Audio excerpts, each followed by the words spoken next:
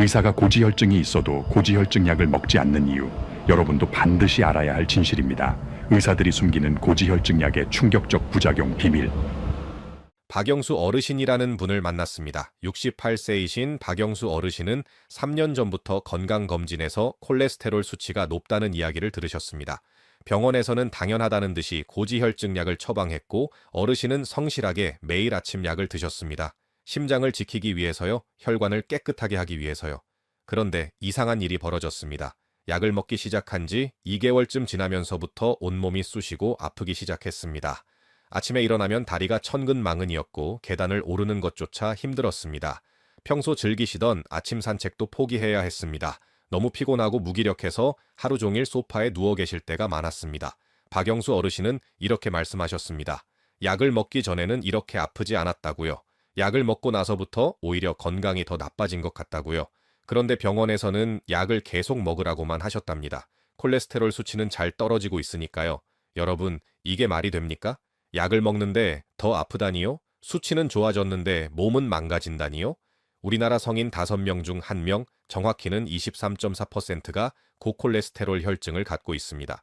특히 당뇨병을 앓고 계신 분들은 10명 중 8명이 고지혈증을 함께 갖고 있습니다. 엄청난 숫자죠. 그리고 이 많은 분들이 매일같이 고지혈증 약을 드십니다. 병원에서 처방해 주니까요. 의사가 먹으라고 하니까요. 그런데 제가 오늘 여러분께 드릴 말씀은 이겁니다. 그 약에는 병원이 절대 알려주지 않는 치명적인 문제가 숨어 있다는 것입니다. 단순히 근육이 아픈 정도가 아닙니다. 우리 몸의 에너지를 만드는 공장 자체를 파괴하는 부작용이 있습니다. 새로운 병을 만들어내는 부작용도 있습니다. 물론 저는 고지혈증 약이 완전히 나쁘다고 말씀드리는 게 아닙니다. 어떤 분들에게는 반드시 필요한 약입니다. 하지만 문제는 필요하지 않은 분들에게까지 무분별하게 처방되고 있다는 것입니다. 그리고 정작 약을 드시는 분들은 그 약이 어떤 부작용을 일으키는지, 어떻게 대처해야 하는지 전혀 모르신다는 것입니다. 오늘 영상에서는 3가지를 명확하게 짚어드리겠습니다. 첫째, 고지혈증 약이 우리 몸에서 정확히 어떤 문제를 일으키는지 의학적 원리를 알려드립니다. 둘째, 정말 약이 필요한 사람과 필요하지 않은 사람을 구분하는 방법을 알려드립니다. 셋째, 약 없이도 콜레스테롤을 안전하게 관리하는 실질적인 방법을 알려드립니다. 오늘 영상이 궁금하시다면 좋아요 버튼 한번 눌러주세요. 그리고 댓글에 궁금한 글자만 남겨주시면 제가 더 열심히 준비하는 데 큰 힘이 됩니다. 자, 이제부터 병원이 절대 알려주지 않는 진실을 말씀드립니다. 여러분이 매일 드시는 그 작은 알약 하나가 우리 몸에서 정확히 무슨 일을 벌이고 있는지 낱낱이 파헤쳐 보겠습니다. 먼저 가장 충격적인 사실부터 말씀드리겠습니다. 병원에서는 이렇게 말합니다. 고지혈증 약을 먹으면 심혈관 질환을 36%나 예방할 수 있다고요.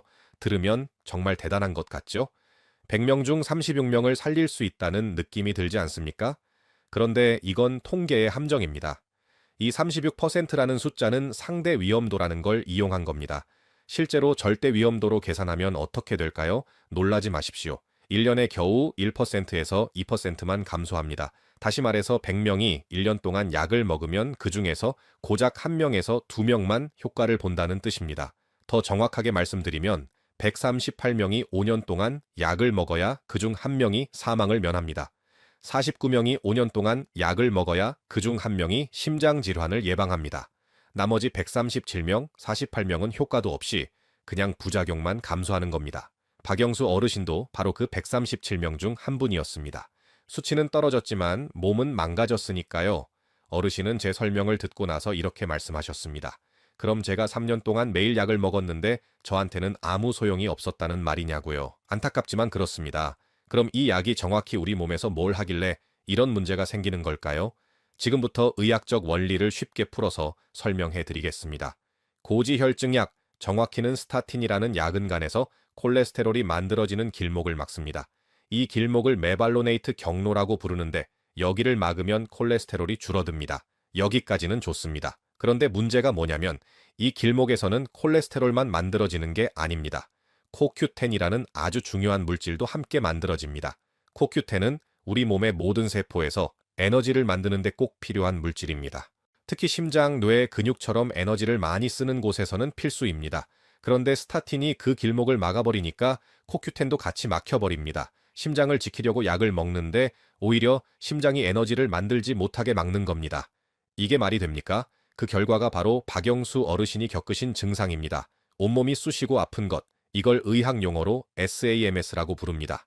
스타틴 관련 근육 증상이라는 뜻입니다. 얼마나 많은 분들이 겪으실까요? 놀라지 마십시오. 약을 드시는 분 100명 중 29명이 이 증상을 겪습니다. 거의 3명 중 1명입니다.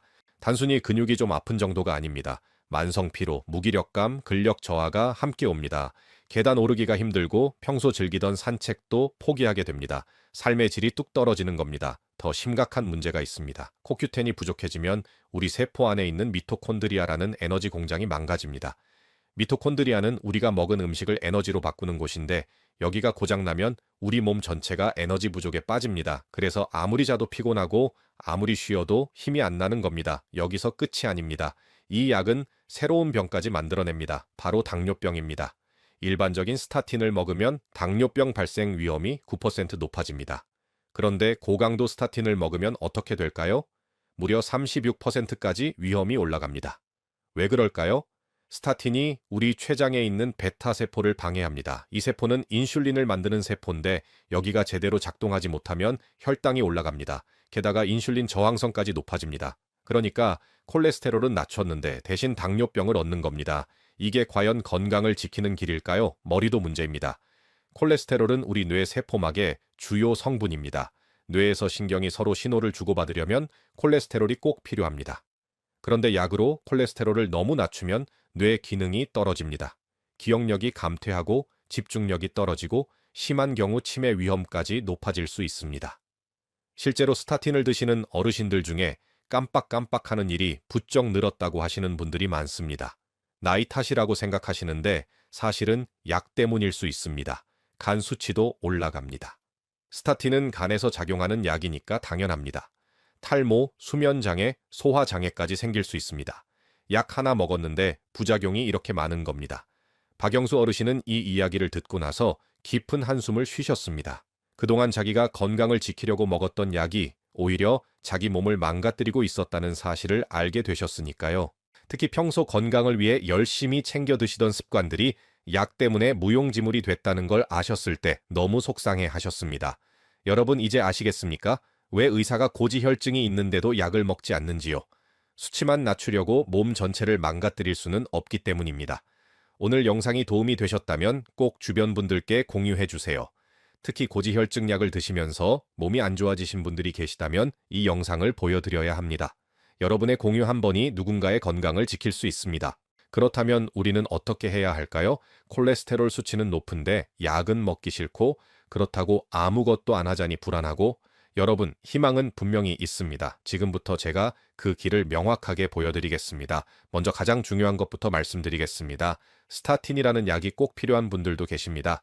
이미 심근경색을 겪으셨거나 협심증이 있으시거나 뇌졸중을 앓으신 분들은 반드시 약을 드셔야 합니다. 이런 분들에게는 약의 이득이 부작용보다 훨씬 큽니다. 이분들은 절대로 임의로 약을 끊으시면 안 됩니다. 하지만 문제는 그런 병력이 전혀 없는데도 단지 수치가 높다는 이유만으로 약을 먹는 분들입니다. 박영수 어르신처럼요. 심장병도 없고 뇌졸중도 없고 그냥 건강검진에서 콜레스테롤이 좀 높게 나왔을 뿐인데 약을 3년이나 드셨습니다. 이게 바로 문제입니다. 그럼 이런 분들은 어떻게 해야 할까요? 약을 먹기 전에 반드시 해야 할 일들이 있습니다. 지금부터 하나씩 알려드리겠습니다. 첫 번째, 간별 진단을 받으셔야 합니다. 콜레스테롤이 높은 이유가 정말 콜레스테롤 때문인지 확인해야 합니다. 무슨 말이냐고요? 갑상선 기능이 떨어지면 콜레스테롤 수치가 올라갑니다. 갑상선 호르몬이 부족하면 우리 몸의 대사 속도가 느려지면서 콜레스테롤을 제대로 처리하지 못하기 때문입니다. 그러니까 갑상선 검사를 먼저 하셔야 합니다. TSH와 프리티포라는 수치를 확인하시면 됩니다. 만약 갑상선이 문제라면 갑상선을 치료하면 콜레스테롤은 저절로 내려갑니다. 굳이 고지혈증 약을 먹을 필요가 없습니다. 신장 질환도 확인하셔야 합니다. 신증후군처럼 소변으로 단백질이 빠져나가는 병이 있으면 몸에서 지질 대사가 이상해집니다. 이것도 콜레스테롤 수치를 높입니다. 이런 경우는 신장을 치료해야지 콜레스테롤 약을 먹는다고 해결되지 않습니다. 만성 스트레스도 주범입니다. 스트레스를 받으면 코르티솔이라는 호르몬이 올라가는데 이게 간에서 지질 합성을 촉진합니다. 심리적인 문제가 콜레스테롤을 높이는 겁니다. 이런 분들은 스트레스 관리와 충분한 수면이 답입니다. 두 번째, 정밀 검사를 받으셔야 합니다. 단순히 총 콜레스테롤이나 LDL 수치만 보면 안 됩니다. LDL 사이즈 검사를 하셔야 합니다. LDL에도 두 가지 종류가 있습니다. 크고 푹신한 LDL이 있고 작고 조밀한 LDL이 있습니다. 문제를 일으키는 건 작고 조밀한 LDL입니다. 이걸 SDLDL이라고 부르는데 이게 혈관벽을 뚫고 들어가서 염증을 일으킵니다. 크고 푹신한 LDL은 혈관벽을 못 뚫습니다. 그냥 둥둥 떠다니다 빠져나갑니다. 그러니까 LDL 수치가 높아도 대부분이 크고 푹신한 타입이면 걱정할 필요가 없습니다. 반대로 수치가 그리 높지 않아도 작고 조밀한 타입이 많으면 위험합니다. 이 검사를 안 하고 약을 먹는 건 눈 가리고 총 쏘는 것과 같습니다. CAC 스코어 검사도 중요합니다. 이건 심장 혈관에 얼마나 석회화가 진행됐는지 보는 검사입니다. CT로 찍으면 바로 나옵니다. 이 점수가 연기면 혈관이 깨끗하다는 뜻입니다. 콜레스테롤 수치가 높아도 CAC 스코어가 연기면 당장 약을 먹을 필요가 없습니다. 반대로 CAC 스코어가 높으면 수치와 상관없이 적극적인 치료가 필요합니다. 세 번째, 식단을 바꾸셔야 합니다. 이게 가장 중요합니다. 콜레스테롤을 올리는 진짜 주범은 지방이 아닙니다. 바로 탄수화물입니다. 정제된 탄수화물, 특히 흰쌀밥, 흰빵, 과자, 라면 같은 걸 드시면 혈당이 급격하게 올라갑니다. 이걸 혈당 스파이크라고 하는데 이게 반복되면 우리 간에서 중성지방을 많이 만들어냅니다. 그리고 이 중성지방이 LDL을 잡고 조밀하게 만듭니다. 바로 그 위험한 SDLDL로요. 그러니까 밥을 지금보다 3분의 1만 줄이십시오. 대신 단백질과 건강한 지방을 늘리십시오. 생선, 계란, 두부, 닭가슴살 같은 단백질을 충분히 드시고 올리브유, 견과류, 아보카도 같은 좋은 지방을 드십시오. 채소는 마음껏 드셔도 됩니다. 이렇게만 하셔도 3개월 안에 콜레스테롤 수치가 확 떨어집니다. 네 번째, 코큐텐을 반드시 드셔야 합니다. 특히 스타틴을 이미 드시고 계신 분들은 필수입니다. 왜냐고요? 아까 말씀드렸듯이 스타틴이 코큐텐 합성을 막으니까요. 그럼 외부에서라도 보충해줘야 합니다. 하루 100mg에서 200mg 정도 드시면 됩니다. 고강도 스타틴을 드시는 분들은 200mg 이상 드셔야 합니다. 코큐텐을 같이 드시면 근육통이 확 줄어들고 피로감도 개선됩니다. 심장 기능도 좋아집니다. 다섯 번째, 만약 약을 꼭 먹어야 하는 상황이라면 저용량 병용요법을 선택하십시오. 고용량 스타틴 하나만 먹는 것보다 저용량 스타틴에 에제티미브라는 약을 함께 먹는 게 훨씬 안전합니다. 최근 연구 결과를 보면 저용량 병용요법이 근육통 발생률을 88%나 낮춥니다. 당뇨병 발생 위험도 59% 낮춥니다. LDL 수치는 똑같이 떨어지는데 부작용은 확 줄어드는 겁니다. 특히 고령자분들에게 이 방법이 훨씬 안전합니다. 여섯 번째, 항산화제를 챙기십시오. 비타민 E와 셀레늄을 드시면 LDL이 산화되는 걸 막을 수 있습니다. LDL이 위험해지는 건 산화될 때입니다. 산화된 LDL이 혈관벽을 공격합니다. 그러니까 산화를 막으면 LDL 수치가 좀 높아도 문제가 덜 생깁니다. 박영수 어르신은 이 모든 방법을 배우고 나서 희망을 찾으셨습니다. 약을 끊을 수 있다는 게 아니라 자기 몸을 제대로 지킬 수 있는 방법을 알게 되신 겁니다. 어르신은 당장 다음 주부터 탄수화물을 줄이고 코큐텐을 사서 드시기 시작하셨습니다. 그리고 담당 선생님께 LDL 사이즈 검사와 CAC 스코어 검사를 요청하셨습니다.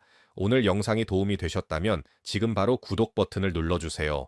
그리고 옆에 있는 알림 설정 버튼까지 꾹 눌러주시면 앞으로 이런 유익한 건강 정보를 놓치지 않고 받아보실 수 있습니다. 여러분의 구독 하나가 더 많은 분들에게 올바른 건강 정보를 전하는 데 큰 힘이 됩니다. 자, 이제 이론은 충분히 배우셨습니다. 그럼 실제로 어떻게 실천하면 될까요? 박영수 어르신이 저와 함께 짜신 일주일 루틴을 그대로 알려드리겠습니다. 여러분도 오늘부터 바로 따라 하실 수 있습니다. 먼저 아침 루틴입니다. 일어나자마자 물 한 컵을 드십시오. 그리고 아침 식사 후에 코큐텐 100mg을 드십시오. 스타틴을 드시는 분들이라면 200mg을 드시는 게 좋습니다.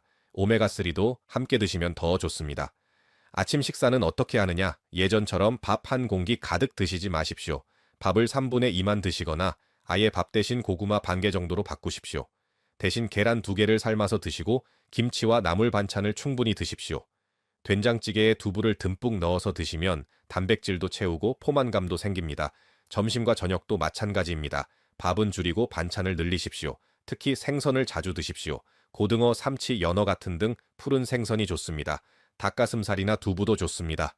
채소는 마음껏 드셔도 됩니다. 샐러드에 올리브유를 뿌려서 드시면 좋은 지방도 함께 섭취할 수 있습니다. 간식이 필요하시면 과자나 빵 대신 견과류 한 줌을 드십시오. 아몬드, 호두, 캐슈넛 같은 것들이 좋습니다. 단 너무 많이 드시면 칼로리가 높으니 하루 한 줌 정도만 드십시오. 운동은 어떻게 하느냐? 거창하게 헬스장 갈 필요 없습니다. 하루 30분씩 일주일에 3번에서 4번만 걸으십시오. 빠르게 걸을 필요도 없습니다. 편하게 대화하면서 걸을 수 있는 속도면 충분합니다. 이것만 해도 혈액순환이 좋아지고 중성지방이 떨어집니다. 검사는 언제 하느냐? 처음에는 3개월 후에 다시 피검사를 하십시오.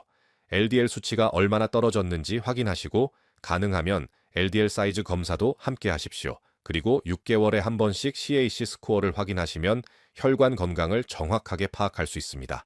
박영수 어르신은 이 루틴을 종이에 적어서 냉장고에 붙여놨습니다. 매일 보면서 실천하시겠다고 하셨습니다. 그리고 실제로 일주일만 실천하셨는데 몸이 가벼워지는 걸 느끼셨다고 합니다. 자, 이제 여러분이 가장 궁금해하시는 질문들에 답해드리겠습니다. 첫 번째 질문입니다. 약을 지금 당장 끊어도 되나요? 절대로 임의로 끊으시면 안 됩니다. 특히 이미 심근경색이나 협심증, 뇌졸중을 앓으신 분들은 절대 끊으시면 안 됩니다. 이런 분들에게는 약이 생명줄입니다. 하지만 그런 병력이 없고 단지 수치가 높아서 약을 드시는 분들이라면 담당 선생님과 상의하십시오. 부작용이 심하다고 말씀드리고 저용량 변용요법으로 바꿀 수 있는지 물어보십시오. 아니면 일단 3개월 동안 식단 조절과 운동을 해보고 수치를 다시 재자고 제안하십시오. 대부분의 선생님들은 흔쾌히 동의하십니다. 두 번째 질문입니다. 코큐텐은 정확히 얼마나 먹어야 하나요? 스타틴을 드시지 않는 분들은 하루 100mg이면 충분합니다. 하지만 스타틴을 드시는 분들은 200mg 이상 드셔야 합니다. 특히 고강도 스타틴인 로수바스타틴이나 아토르바스타틴을 드시는 분들은 300mg까지 드셔도 됩니다. 코큐텐은 지용성이라서 식사 후에 드시는 게 흡수가 잘 됩니다. 아침 식사 후가 가장 좋습니다. 가격은 제품마다 다른데 보통 한 달에 3만 원에서 5만 원 정도면 좋은 제품을 구입하실 수 있습니다. 세 번째 질문입니다. 콜레스테롤이 너무 낮으면 오히려 안 좋다는데 사실인가요? 네, 사실입니다. 총 콜레스테롤이 160mg/dL 미만으로 너무 낮으면 오히려 뇌출혈 위험이 높아집니다. 암 발생 위험도 올라갑니다. 콜레스테롤은 우리 몸에서 호르몬을 만들고 세포막을 구성하는 중요한 물질이기 때문입니다. 적정 구간은 총 콜레스테롤 200mg/dL에서 240mg/dL 사이입니다. LDL은 100mg/dL에서 130mg/dL 사이면 적당합니다. 물론 심혈관 질환이 있는 분들은 더 낮춰야 하지만 건강한 분들은 이 정도면 충분합니다. 박영수 어르신은 이 모든 걸 배우고 나서 메모장에 빼곡히 적으셨습니다. 그리고 당장 다음 날부터 실천하기 시작하셨습니다. 밥을 줄이고 단백질을 늘리고 매일 30분씩 걷기 시작하셨습니다. 코큐텐도 주문하셨고요. 여러분도 오늘부터 실천하실 예정이시라면 댓글에 실천 2글자만 남겨주세요. 아니면 숫자 1만 남겨주셔도 됩니다. 댓글을 남기신 분들끼리 서로 응원하고 격려해 주시면 더 좋습니다. 함께하면 훨씬 수월합니다. 여러분의 댓글 하나하나가 저에게도 큰 힘이 되고 다른 분들에게도 실천할 용기를 줍니다. 지금 바로 댓글 남겨주세요. 박영수 어르신을 다시 만났을 때 처음 오셨을 때와는 완전히 다른 모습이셨습니다. 얼굴에 생기가 돌았고 걸음걸이도 가벼워 보였습니다. 어르신은 제게 이렇게 말씀하셨습니다. 근육통이 거의 사라졌다고요? 아침에 일어나면 다리가 청은망은이던 게 이제는 가볍다고요. 3개월 전에는 포기했던 아침 산책을 다시 시작하셨답니다. 매일 30분씩 동네 뒷산을 오르신다고 하셨습니다. 피검사 결과도 가져오셨습니다. LDL 수치는 170에서 120으로 떨어졌습니다. 약을 먹었을 때보다 효과가 더 좋았습니다. 그런데 더 중요한 건 LDL 사이즈 검사였습니다. 대부분이 크고 푹신한 타입이었습니다. 위험한 작고 조밀한 타입은 거의 없었습니다. 어르신은 이제 약을 먹지 않습니다. 담당 선생님과 상의해서 약을 끊었습니다. 대신 3개월마다 피검사를 하기로 약속하셨습니다.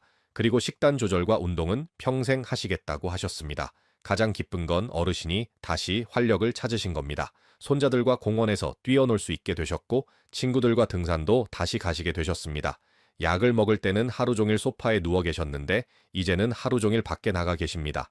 여러분, 오늘 제가 드린 말씀을 3가지로 정리해 드리겠습니다. 첫째, 스타틴은 분명 효과도 있지만 부작용도 만만치 않습니다. 무조건 나쁜 약이 아니지만 무조건 좋은 약도 아닙니다. 특히 이미 심장병이나 뇌졸중을 겪으신 분들에게는 필수적인 약입니다. 하지만 그런 병력이 없는데 단지 수치가 높다는 이유만으로 먹는 건 신중하게 생각해 보셔야 합니다. 둘째, 개인별 맞춤 접근이 필요합니다. LDL 사이즈 검사, CAC 스코어 검사로 진짜 위험도를 확인하십시오. 수치만 보지 말고 혈관의 실제 상태를 보셔야 합니다. 갑상선, 신장, 스트레스 같은 다른 원인이 있는지도 확인하십시오. 셋째, 식단 개선과 코큐텐 보충이 가장 안전한 대안입니다. 탄수화물을 줄이고 단백질을 늘리는 것만으로도 3개월 안에 콜레스테롤 수치가 확 떨어집니다. 스타틴을 드신다면 반드시 코큐텐을 함께 드셔서 부작용을 줄이십시오. 여러분, 약은 도구일 뿐입니다. 약이 여러분을 지켜주는 게 아닙니다. 여러분 스스로 자신의 몸을 지키는 겁니다. 올바른 식단, 적절한 운동, 충분한 영양소 보충, 이게 진짜 건강을 지키는 길입니다. 절대 임의로 약을 끊지 마십시오. 반드시 담당 선생님과 상의하십시오. 하지만 당당하게 여쭤보십시오. 제가 정말 이 약이 필요한 상황인지, 다른 방법은 없는지, 부작용을 줄일 수 있는 방법은 없는지 물어보십시오. 그게 현명한 환자의 자세입니다. 오늘 영상이 여러분의 건강을 지키는데 작은 도움이라도 되었기를 바랍니다. 저는 앞으로도 병원이 말해주지 않는 진실, 여러분이 꼭 알아야 할 건강 정보를 계속 전해드리겠습니다. 건강하십시오. 그리고 현명하십시오. 감사합니다.